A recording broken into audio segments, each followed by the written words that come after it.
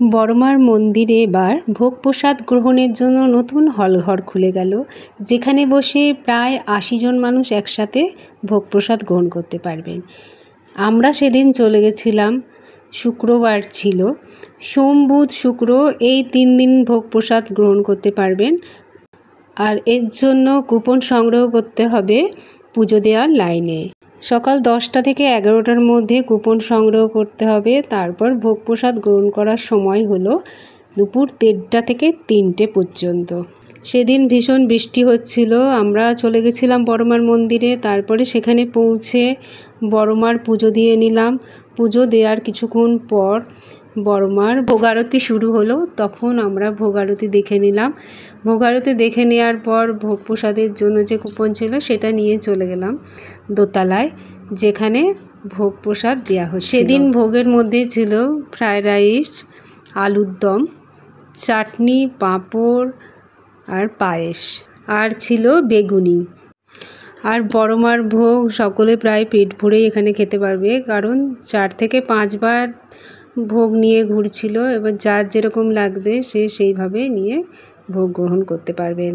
আর এটা সম্পূর্ণ বিনামূল্যে। বড়মার ভোগ প্রসাদ গ্রহণ করব আর বড়মার মন্দিরে বসে, সেটা অনেক বড় পাওনা।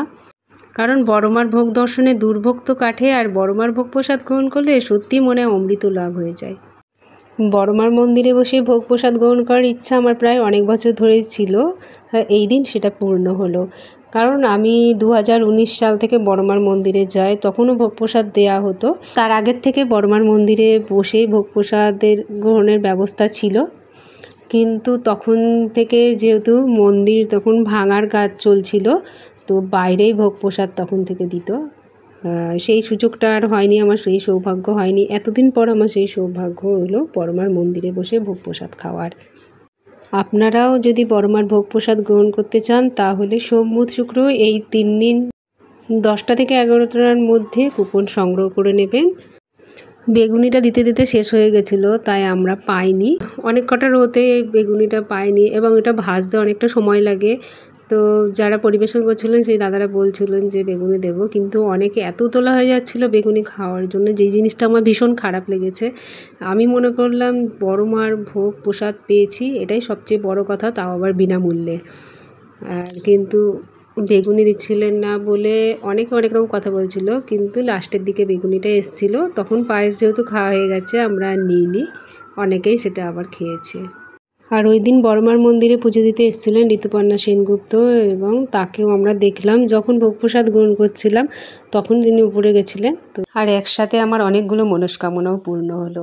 আমি বড়মার ভোগ আরতি কোনোদিনও দেখিনি, অনেকদিন ধরে ভেবেছিলাম দেখব, তো সেটাও আমার পূর্ণ হয়ে গেল। এবং বড়মার মন্দিরে বসে বড়মার ভোগ সেবা, সেটাও পূর্ণ হলো। ধর্ম হোক যার যার, বড়মা সবার। বড়মা সকলের মঙ্গল করুন। জয় বড়মার জয়।